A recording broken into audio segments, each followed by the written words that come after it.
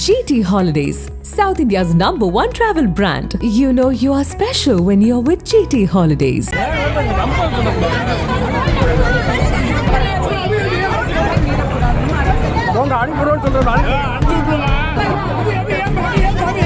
அண்ணா பல்கலைக்கழக மாணவிக்கு நீதி கேட்டு மதுரையில் பாஜக மகளிர் அணி சார்பில் பேரணி நடத்த திட்டமிடப்பட்டிருந்தது. இதன் தொடக்க நிகழ்ச்சியாக மதுரை செல்லாத்தம்மன் கோயில் முன்பு தமிழக அரசை கண்டித்து பல்வேறு கோஷங்கள் எழுப்பப்பட்டது.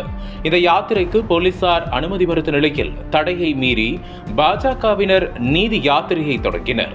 இதனையடுத்து பாஜக தேசிய செயற்குழு உறுப்பினர் நடிகை குஷ்பு, பாஜக எம்எல்ஏ சரஸ்வதி, பாஜக மாநில மகளிர் அணி தலைவர் உமாரவி உட்பட 300க்கும் மேற்பட்டவர்களை போலீசார் கைது செய்தனர். இந்த நிலையில் திருநெல்வேலியில் இருந்து பெண்கள் உள்ளிட்ட நாட்டுப்புற கலைஞர்களை மதுரைக்கு அழைத்து வந்து பாஜகவினர் போராட்டம் நடத்தியது அம்பலமாகியுள்ளது. திருநெல்வேலியைச் சேர்ந்த அபிராமி என்ற பரதநாட்டிய பெண் கலைஞர் கையில் சிலம்பம் வைத்து கண்ணகி வேடமிட்டபடி போராட்டத்தில் கலந்து கொண்டார். அப்போது அவர் தான் கண்ணகியின் மறு உருவமாக நீதி கேட்டு வந்திருக்கிறேன் என கூறி கையில் சிலம்புடன் வசனம் பேசியவாறு போராட்டத்தில் ஈடுபட்டார். ஒரு கட்டத்தில் மாணவி விவகாரத்தில் கண்ணகி உக்கிரமாக வேண்டும் என கூறி செல்லாத்தம்மன் கோயிலில் உள்ள கண்ணகி சிலைக்கு மிளகாய் பொடி அரைத்து பூசியும் தீச்சொட்டி ஏந்தியும் நூதன போராட்டத்தில் ஈடுபட்டனர்.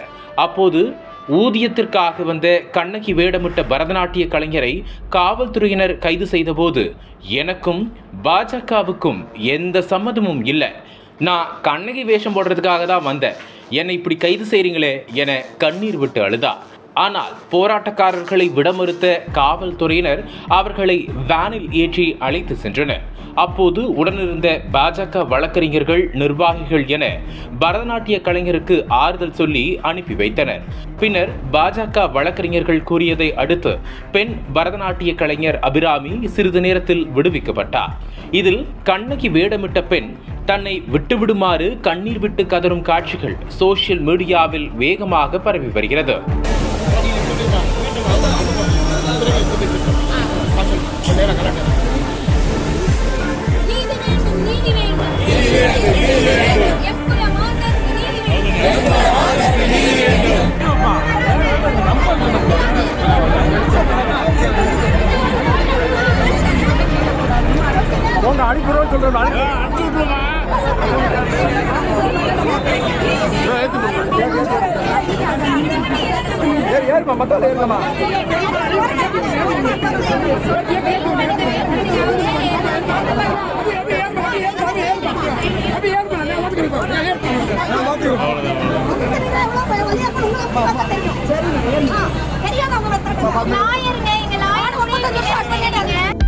அனல் பறக்கும் செய்திகளை அப்டேட் செய்து கொள்ள நக்கீரன் களத்தை இப்பவே சப்ஸ்கிரைப் பண்ணுங்க.